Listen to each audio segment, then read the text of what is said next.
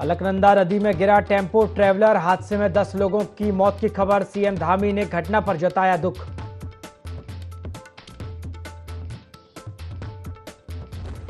देहरादून में शुरू हुई बीजेपी की 2 दिवसीय बैठक में प्रदेश प्रभारी दुष्यंत गौतम हुए शामिल। लोकसभा चुनाव के नतीजों और आगामी कार्यक्रम को लेकर होगी विस्तारकों से चर्चा।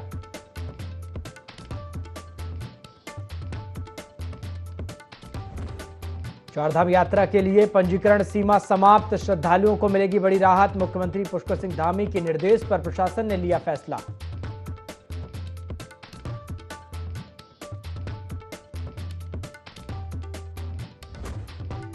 कैचीधाम में सुबह से लगी भक्तों की भीड़। बाबा नीम करोली के दर्शन के लिए पहुंचे भक्त, लाखों लोगों के आज पहुंचने की उम्मीद।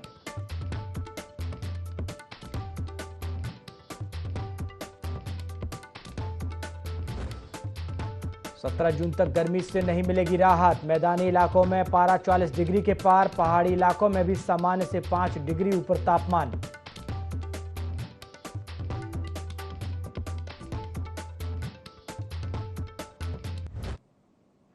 नमस्कार, IND 24 देख रहे हैं आप और मैं हूं आपके साथ प्रभात पांडे। बुलेटिन की शुरुआत बड़ी खबर के साथ करेंगे, जहां रुद्रप्रयाग में बड़ा हादसा हुआ है। हादसे में 10 लोगों की मौत की सूचना मिल रही है। 11 से ज्यादा लोगों के घायल होने की खबर है। आपको बता दें, अलकनंदा नदी में टेम्पो ट्रैवलर वाहन गिरा है, जिसके कारण यह बड़ा हादसा हुआ। वाहन में 23 यात्रियों के सवार होने की खबर मिल रही है। बद्रीनाथ हाईवे के रतौली के पास यह बड़ा हादसा हुआ है और घटना पर सीएम धामी ने भी दुख जताया है। अलकनंदा नदी में टेम्पो ट्रैवलर वाहन गिरा है, यह बड़ा सड़क हादसा हुआ है। आपको बता दें, हादसे में 10 लोगों की फिलहाल मौत की सूचना मिल रही है। 11 से ज्यादा लोगों के घायल होने की भी खबर है। अलकनंदा नदी में टेम्पो ट्रैवलर वाहन गिरा है, यह बड़ा हादसा हुआ। रुद्रप्रयाग से आपको बड़ी खबर दे रहे हैं, जहां हादसे में 10 लोगों की फिलहाल मौत की सूचना मिल रही है।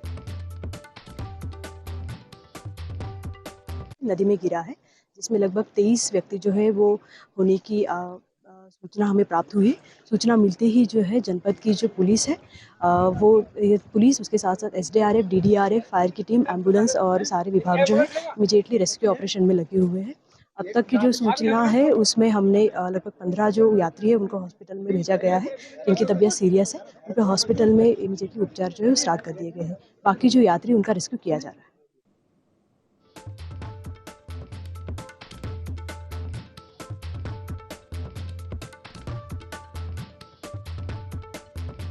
चलिए ज्यादा जानकारी लेंगे। हमारे स्टेट हेड अजय डोंडियाल हमारे साथ फोन लाइन पर जुड़ गए हैं। अजय जी, रुद्रप्रयाग में यह बड़ा हादसा हुआ है और हादसे में 10 लोगों की फिलहाल मौत की सूचना मिल रही है। अभी कुछ क्या जानकारी है आपके पास? देखिए, ये एक बड़ा दर्दनाक हादसा है, जिसमें एक टेम्पो ट्रैवलर जो हरियाणा नंबर का है, लेकिन अभी तक ये जानकारी नहीं मिल पाई है कि इसमें सवार यात्री हरियाणा के ही आए थे या कहीं दूसरे प्रदेश के थे, और गाड़ी हरियाणा नंबर की है।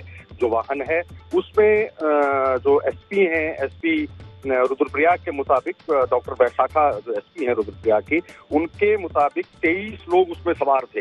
जबकि टेम्पो ट्रैवलर यानी 23 लोग सवार थे, यानी ओवरलोडिंग भी उसमें थी, क्योंकि 16 से 17 लोग ही उसमें सवार हो पाते हैं छोटे टेम्पो ट्रैवलर में। लेकिन अभी बताया गया कि उसमें 23 यात्री सवार थे, और जिसमें से 10 से 12 के बीच जो कैजुअलिटीज हैं, जो मौत होने की खबरें हैं, ये बताई जा रही हैं। ये टेम्पो ट्रैवलर HR नंबर का था और ये रुद्रप्रयाग से बद्रीनाथ हाईवे पर चल रहा था। बद्रीनाथ हाईवे, आप समझिए कि रुद्रप्रयाग से ठीक करीब 5 किलोमीटर आगे रैतोली एक जगह पड़ती है। रैतोली से ये टेम्पो ट्रैवलर सीधे और गहरी खाई में अलकनंदा नदी में जा गिरा।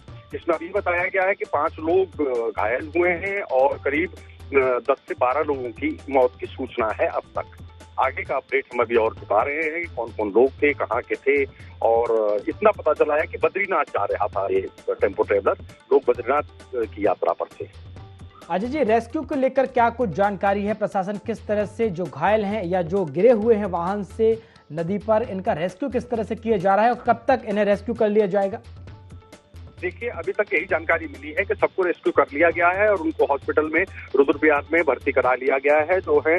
और जो ज्यादा गंभीर लोग हैं उनके लिए पुष्कर सिंह धामी ने सीधे सीधे ये भी जानकारी दी है कि उनको ये भी आदेश दिए हैं कि एम्स ऋषिकेश उनको तुरंत लाया जाए। उसमें से ये बताया गया है कि 7 ऐसे घायल लोग हैं जो सीरियस हैं और उनको एम्स ऋषिकेश लाया जा रहा है इस वक्त। शुक्रिया अजय जी तमाम जानकारी के लिए। तो एयरलिफ्ट करके उनको लाया जा रहा है वहां से। अजय जी, जिस तरह से लगातार ओवरलोडिंग की ये बातें निकलकर सामने आ रही, जैसा आप बता रहे हैं कि ये वाहन जो था ओवरलोड था और कहीं ना कहीं ओवरलोडिंग ही इस हादसे की वजह जो निकलकर सामने आ रही है। आखिर लगातार हम देखते हैं कि इस तरह के जो हादसे हैं वो लगातार होते हैं और लोगों को कहीं ना कहीं अपनी जान गंवानी पड़ती है। आखिर कब तक लोग इस हादसों की वजह से अपनी जान गंवाएंगे? आखिर प्रशासन इस तरह से जो अवैध रूप से लोडिंग करी जाती है, लोगों को ले जाया जाता है, इस पर प्रशासन रोक लगाने में आखिर कामयाब क्यों नहीं हो पा रहा है? देखिए, अभी तक मैं वही कह रहा हूँ कि अभी तक ये जानकारी पूरी नहीं आ पाई कि वो ओवरलोडेड था या उसमें 17 ही लोग थे। पहले जानकारी ये आई कि 17 लोग सवार थे, जिसमें से 10 से 12 लोगों की मृत्यु हुई है और 5 लोगों को जो है घायलों को सीधे अस्पताल पहुंचाया गया, उनको निकाला गया है। तस्वीरों में भी 5 लोग दिखाई दे रहे हैं घायल, जिनको निकाल के ले जाया जा रहा है। और ये 23 लोगों की जानकारी एसपी जो रुद्रप्रयाग हैं डॉक्टर विशाखा, उन्होंने अपने बयान में दी है। हो सकता है कि उस वक्त उनके पास वो जानकारी रही हो और जो काउंटिंग हुई हो तो उसमें थोड़ा कम निकले हो। 23 के अगर 23 थे तो 23 का मतलब यह है कि ओवरलोडेड था वाहन। बिल्कुल। संख्या के हिसाब से फिलहाल वाहन ओवरलोड नजर आ रहा है, लेकिन अभी शुरुआती ये खबर है। प्रशासन मौके पर है और जल्द ही जो आंकड़े हैं, कितने लोग घायल हैं, कितनों की मौत हुई है इस हादसे में, जल्द ही जानकारी निकलकर सामने आएगी। फिलहाल अजय जी, शुक्रिया आपका हमारे साथ जुड़ने के लिए, जानकारी साझा करने के लिए। तो रुद्रप्रयाग में ये बड़ा हादसा हुआ है। 10 लोगों की फिलहाल मौत की सूचना है और 11 से ज्यादा लोगों के घायल होने की भी खबर आ रही है। अलकनंदा नदी में टेम्पो ट्रैवलर वाहन गिरा। वाहन में 23 लोग सवार थे, जिसकी वजह से यह हादसा हुआ है। 10 लोगों की मौत हुई, 11 से ज्यादा लोग घायल बताए जा रहे हैं।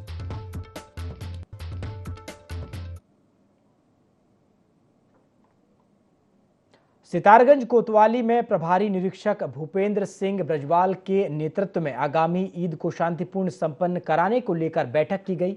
बैठक में समस्त विभाग मौजूद रहे। इस दौरान मुस्लिम समाज के लोगों ने प्रशासन के सामने अपनी समस्याएं रखी। वही समस्याओं को सुनते हुए पुलिस प्रशासन के मौजूदा अधिकारियों ने मुस्लिम समाज को आश्वासन दिया कि जल्द ही उनकी समस्याओं का समाधान किया जाएगा। आज बकरीद के मौके के लिए मीटिंग की गई और उसमें तमाम समस्याएं हम लोगों ने रखी। उसके माननीय हमारे यहाँ के अध्यक्ष साहब कोतवाल साहब ने हर तरह से आश्वासन दिया और हमारे नगर पालिका के भी लोग थे, बिजली विभाग के भी लोग थे और हमारे जल विभाग के भी लोग थे, उन्होंने भी कहा। और हम भी एक अपील करते हैं, मेरे साथ क्षेत्र के बहुत ही जिम्मेदार शख्सियत यहाँ मुखिया जी भी मौजूद हैं, कि हम भी लोगों से अपील करते हैं कि जैसे यहाँ पर बात आई कि किसी तरह से कुर्बानी जो शरीयत के हिसाब से होती है और शरीयत ने जो इजाज़त दी है, कोई भी कुर्बानी अपने खुले में ना करे, उन नालियों में ना बहाए और कुर्बानी जो शरीयत का तरीका है उसी तरीके पर करें, आपस में भाईचारा पैदा करें। पूर्व कांग्रेस विधायक ललित फरसवाण के चंपावत पहुंचने पर कांग्रेस कार्यकर्ताओं ने कैंप कार्यालय में पूर्व विधायक ललित फरसवाण को राजीव गांधी पंचायती राज संगठन उत्तराखंड के प्रदेश अध्यक्ष की जिम्मेदारी मिलने के बाद पहली बार जनपद चंपावत आगमन पर सभी पदाधिकारी और पंचायत सदस्यों के साथ स्वागत किया गया। बता दें कि कांग्रेस जिलाध्यक्ष पूरन सिंह कठायत की अध्यक्षता और निर्मल सिंह तगड़ागी के संचालन में बैठक का आयोजन किया गया। पूर्व विधायक ललित फरसवाण ने कहा कि संगठन का पहला उद्देश्य कांग्रेस से नाराज चल रहे कार्यकर्ता और पदाधिकारियों को एकजुट करना है। चंपावत में पूर्व कांग्रेस विधायक ललित फरसवाण को बड़ी जिम्मेदारी मिली है। उत्तराखंड पंचायती राज संगठन जो है लगातार जनपद के भ्रमण पर है। आसन्न जो है हमारे त्रिस्तरीय पंचायत चुनाव है, नगर पंचायत स्थानीय निकाय के चुनाव हैं और हमारा पूरा प्रयास है कि हम जनपद स्तर से लेकर ब्लॉक स्तर तक हम अपने उन भाइयों को चिन्हित करने की कोशिश कर रहे हैं जो लोग आज हमसे कहीं नाराज भी हैं और जिनकी बहुत अच्छी पकड़ गांव के अंतर्गत है, क्षेत्र में है, जो लोग कांग्रेस से भटकाव की स्थिति में है, उन लोगों को राजीव गांधी पंचायती राज संगठन के माध्यम से हम लोग एक मंच देने का प्रयास कर रहे हैं और पूरे उत्तराखंड में एक अच्छे मुहिम के साथ हम पंचायतों को भी जीतने का प्रयास कर रहे हैं और स्थानीय निकाय के चुनाव को भी हम लोग जीतेंगे। जिला कांग्रेस कमेटी के नेतृत्व में कांग्रेस के समस्त फ्रंटल संगठनों के साथ आपसी विचार विमर्श के बाद सब भाइयों को हम लोग मजबूती के साथ आगे लाने की पूरी कोशिश। उत्तराखंड में ग्राहकों के साथ ठगी करने वालों के खिलाफ बाट एवं माप विभाग की ओर से कार्रवाई की गई। विभाग के ज्वाइंट कंट्रोलर गोविंद सिंह रावत ने बताया कि विभाग को मिली कई शिकायतों को देखते हुए अधिकारियों को ओवर रेटिंग के साथ ही पेट्रोल पंप और गैस एजेंसियों से हो रही ठगी के खिलाफ कार्रवाई किए जाने के निर्देश दिए गए हैं। उन्होंने बताया कि विभाग की ओर से अब तक 174 निरीक्षण किए गए, जिसमें 125 मामले दर्ज किए गए हैं।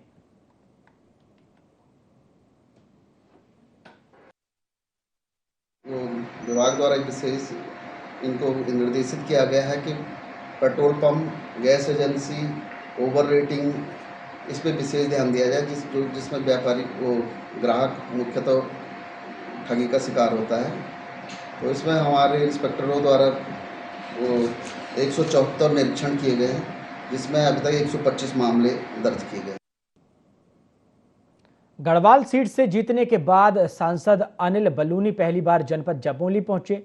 इस दौरान कार्यकर्ताओं ने अनिल बलूनी का भव्य स्वागत किया। भाजपा कार्यालय में पत्रकार वार्ता करते हुए गढ़वाल सांसद अनिल बलूनी ने कहा कि आम जनमानस के लिए केंद्र और राज्य सरकार हितकारी योजनाओं को संचालित कर रही है, जिसके चलते देश की जनता लगातार भाजपा को समर्थन दे रही। उत्तराखंड के परिप्रेक्ष्य में उन्होंने कहा कि स्वास्थ्य के क्षेत्र में काम किया जाएगा। साथ ही कहा कि उत्तराखंड के गांव से पलायन रोकने के लिए उपचुनाव के बाद अपना गांव अपना वोट कार्यक्रम चलाया जाएगा। जो स्वास्थ्य सुविधाएं उन पे काम करना शुरू किया था। आप लोगों को ध्यान होगा कोटद्वार में आईसीयू बनाना, उत्तरकाशी में आईसीयू बनाना, और अभी भी मेरी सांसद नीति का एक बहुत बड़ा हिस्सा जो है वो स्वास्थ्य सुविधाओं के लिए गया है। और स्वास्थ्य सुविधाओं पे काम करना मेरे रुचि का भी है और मुझे लगता है जन कल्याण के लिए जरूरी भी है। आप मान के चलिए कि गोपेश्वर में जितनी भी मांग है, चाहे हमारा जो स्वास्थ्य सुविधा हो उसको बढ़ाने की बात हो, अस्पताल के उच्चीकरण की बात हो, मेडिकल कॉलेज की बात हो, जितने भी विषय हैं इन सब पर हम विचार कर रहे हैं। जल्दी एक बार भारत सरकार के जो मानक है उन पर बात करके, भारत सरकार के मानक में भी हर जिले में एक मेडिकल कॉलेज बनाने का लक्ष्य भी है। आप मान के चलिए, अभी मैं कुछ, क्योंकि चुनाव की आचार संहिता भी है, लेकिन आने वाले समय में इसके लिए प्रयास करेंगे और गोपेश्वर में मल्टी स्पेशलिटी हॉस्पिटल्स हों और मेडिकल कॉलेज हो, इन सब के लिए हम पूरी ताकत से पूरे प्रयास भी करेंगे और हमें पूरा विश्वास है। चारधाम यात्रा के लिए ऋषिकेश और हरिद्वार में हो रहे यात्रियों के ऑफलाइन पंजीकरण की दैनिक निर्धारित सीमा हटा दी गई है। पहले दोनों स्थानों पर 2-2 हजार यात्रियों के प्रतिदिन पंजीकरण हो रहे थे, लेकिन मुख्यमंत्री पुष्कर सिंह धामी के निर्देश के क्रम में चारधाम यात्रा प्रशासन ने यह सीमा हटाने का निर्णय लिया है। वहीं गढ़वाल मंडल आयुक्त और चारधाम यात्रा प्रशासन के अध्यक्ष विनय शंकर पांडे ने जानकारी देते हुए बताया कि वर्तमान में चारधाम में भीड़ सामान्य होने के दृष्टिगत मुख्यमंत्री पुष्कर सिंह धामी के निर्देशानुसार यात्रियों की सुविधा के लिए ऋषिकेश हरिद्वार में चारधाम दर्शन के लिए जो कोटा निर्धारित किया गया था उसे अब समाप्त कर दिया गया है।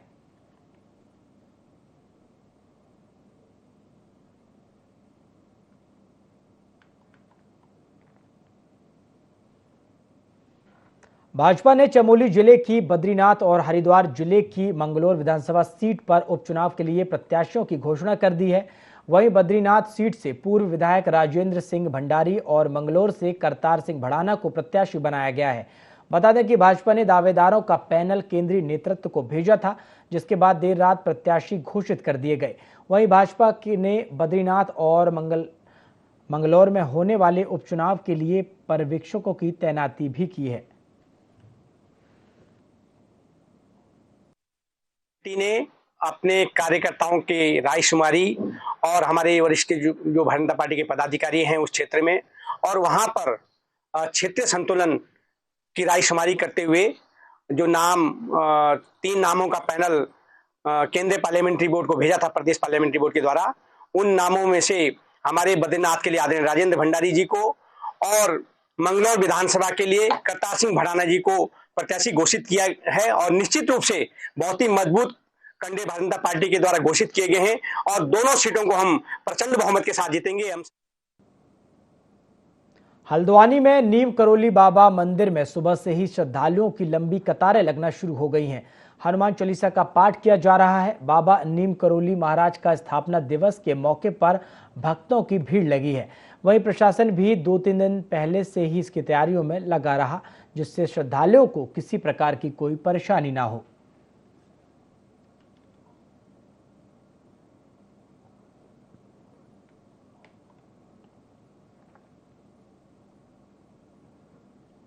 मंगलौर विधानसभा उपचुनाव में भाजपा के बाद बसपा ने भी अपना प्रत्याशी घोषित कर दिया है। बसपा ने दिवंगत विधायक हाजी सरवत करीम अंसारी के बेटे उदयबुर रहमान पर ही दाव खेला है और हरिद्वार के शिवालिक नगर स्थित बसपा के प्रदेश कार्यालय में उदयबुर रहमान के नाम की औपचारिक घोषणा की है, जिसके बाद प्रत्याशी ने अपनी जीत का दावा किया और कहा कि उन्हें कांग्रेस और भाजपा से कोई चुनौती नहीं है। अपने पिता के द्वारा कराए गए विकास कार्यों के दम पर वह मंगलौर विधानसभा का उपचुनाव जीतेंगे। सबसे पहले मैं अपनी आदरणीय बहन जी का बहुत बहुत शुक्रिया अदा करता हूं और उनका आभार प्रकट करता हूं कि उन्होंने हमें एक बार पुनः हमारे परिवार पे अपनी जो है आस्था जताई, हमें अपना आशीर्वाद देने का काम किया। हम सारी जिंदगी इसके एहसानमंद रहेंगे और हम पूरी मेहनत करके इस विधानसभा सीट को बहन जी की झोली में और बहुजन समाज पार्टी की झोली में डालने का काम करेंगे। अभी आपके सामने प्रत्याशी मेरे पास खड़ा है, माननीय प्रभारी जी सुरेश आर्य जी, मेरे बड़े भाई मेरे पास खड़े हैं। हम कल लोग माननीय बहन जी के आवास पर उनके दिशा निर्देश पर वहां पहुंचे और माननीय बहन जी ने मोंटी भाई को अपना आशीर्वाद दिया। और बहुजन समाज पार्टी की मंगलौर सीट है। मैं समझता हूं कि बहुजन समाज पार्टी वहां चुनाव जीत का परचम लहराएगी, क्योंकि मरहूम सरबत करीम अंसारी जी जो मेरे बड़े भाई वहां के विधायक थे, उनका क्षेत्र के सभी समाज के लोगों के साथ बहुत अच्छा व्यवहार। लालकुआं से सटे जंगल में संदिग्ध परिस्थितियों में पेड़ से लटकता हुआ आईटीबीपी के जवान का शव मिलने से क्षेत्र में हड़कंप मच गया। वहीं आईटीबीपी परिसर में अफरा तफरी मची हुई है। जानकारी के अनुसार गौला रेंज के वन कर्मियों ने हिरन बाबा मंदिर के पीछे शव देखा तो घटना की सूचना कोतवाली पुलिस को दी, जिसके बाद मौके पर पहुंचे वरिष्ठ उप निरीक्षक हरेंद्र सिंह नेगी एवं अन्य पुलिसकर्मियों ने मृतक के संबंध में आसपास पूछताछ शुरू कर दी। मृतक की पहचान चंदन कुमार गढ़ाई गंगोली पिथौरागढ़ निवासी के रूप में हुई। फिलहाल शव को पोस्टमार्टम के लिए भेज दिया गया है और पुलिस आगे की जांच कर रही है। मंदिर से अंदर जंगल में एक व्यक्ति ने फांसी लगा के आत्महत्या कर ली। इस सूचना पर मौके पे गए। मौके पे जाकर के जो व्यक्ति की लोगों से पूछताछ कर शिनाख्त की गई तो उक्त व्यक्ति आईटीबीपी का जवान निकला। इनके शव को उतार के आईटीबीपी के जवानों के माध्यम से सुशीला तिवारी अस्पताल भिजवाया गया। फिर मामले की जांच की जाएगी। इनके परिजनों से एक बार पूछा जाएगा कि मृत्यु के कारण के बारे में जानकारी करने के लिए पूछताछ की जाएगी। हरिद्वार में इन दिनों तमाम किसान यूनियनों के सम्मेलन आयोजित हो रहे हैं। 16 जून से टिकैत गुट से जुड़े संगठन का भी 3 दिवसीय सम्मेलन शुरू होगा। सम्मेलन में देश के कई राज्यों के किसान और पदाधिकारी शिरकत करेंगे। राष्ट्रीय अध्यक्ष नरेश टिकैत और राष्ट्रीय प्रवक्ता राकेश टिकैत के नेतृत्व में किसानों की समस्याओं पर मंथन होगा। गढ़वाल मंडल अध्यक्ष संजय चौधरी ने बताया कि 3 दिनों तक चलने वाले किसान सम्मेलन में एमएसपी, कृषि बीमा, ऋण माफी जैसे मुद्दों पर चर्चा होगी और इन मांगों को पूरा करवाने पर रणनीति बनाई जाएगी।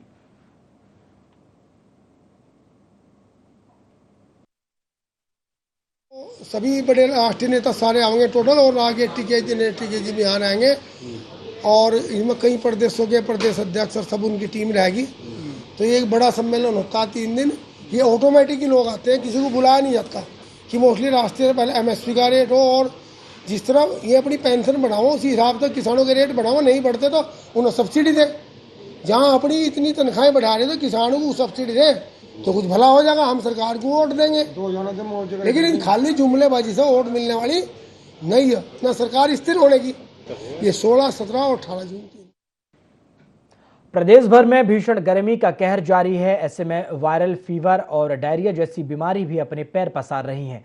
इन बीमारियों से निपटने के लिए उधम सिंह नगर के सामुदायिक स्वास्थ्य केंद्र जसपुर ने सभी तैयारियां पूरी कर ली हैं।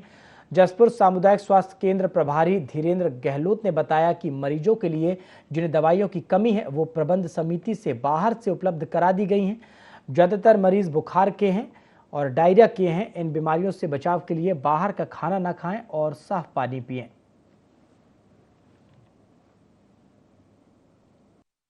गर्मी के कारण उल्टी दस्त के मरीज, लू लगने वाले, पानी की कमी वाले, यही मरीज ज़्यादा आ रहे हैं। तो इस संबंध में हम मरीजों से और जनता से कहेंगे कि थोड़ा गर्मी के टाइम में काम करने से बचें। जो खाना है उनका या सब्जियां खा रहे हैं वो थोड़ा ताज़ी खाएं, और पानी अगर उनको लगता है कि अगर नीचे नल से ताज़ा नहीं है तो उसको उबाल कर पिए। साथ ही जितने भी क्षेत्र में या और भी लोग हैं, कहीं भी हैं, कुछ इस तरह की समस्याएं किसी गांव में या कहीं ज़्यादा आ रही हैं तो वो हमें सूचित करें।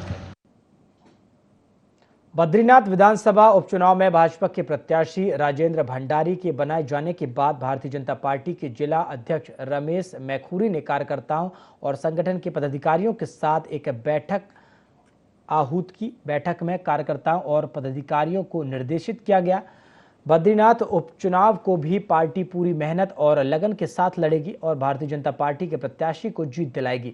इस दौरान पत्रकार वार्ता में उन्होंने कहा कि जो भी कार्यकर्ता और पदाधिकारी पार्टी के खिलाफ काम करेगा उसे पार्टी से निष्कासित करने का निर्णय संगठन द्वारा दिया जाएगा।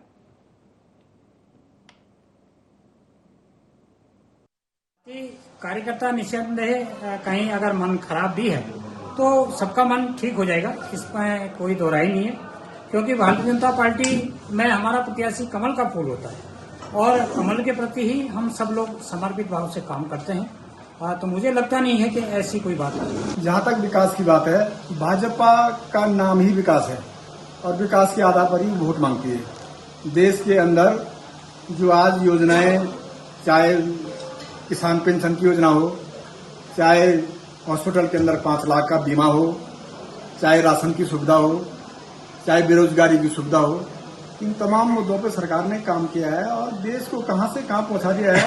तो विकास से संबंधित ही हमारी पार्टी वोट मांगती है, विकास का ही उनका एजेंडा होता है और हमारा नारा भी विकास का ही नारा। प्रदेश में भीषण गर्मी का कहर लगातार जारी है। मौसम विभाग की माने तो आने वाले 2-3 दिनों तक राजधानी देहरादून सहित आसपास के मैदानी इलाकों में तापमान सामान्य से ऊपर रहने के आसार हैं।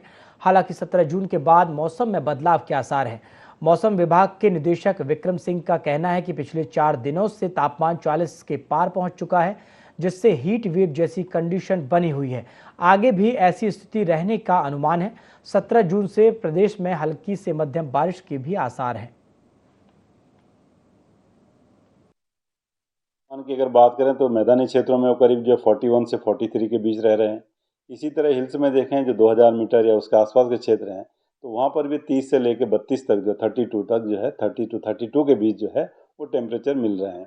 तो ये स्थिति बनी हुई है, तो कंटिन्यूस है, 3 से 4 दिन हो गए हैं और आगे भी आज और कल इसके जो है 2 दिन अभी ऐसा लग रहा है कि ऐसी स्थिति बनी हुई रहेगी। तो आप ये कह सकते हैं जो हीट वेव कंडीशन है आज 14 में और कल 15 तक भी जो है रहने वाली है। लेकिन साथ में ये भी दिख रहा है कि जो थंडरस्टॉर्म एक्टिविटी है, रेन की एक्टिविटी है, अंदर के डिस्ट्रिक्ट में अब कुछ मिलनी शुरू हो जाएगी। बुलेटिन में फिलहाल इतना ही। देश और दुनिया की तमाम खबरों के लिए आप देखते रहिए IND24। नमस्कार।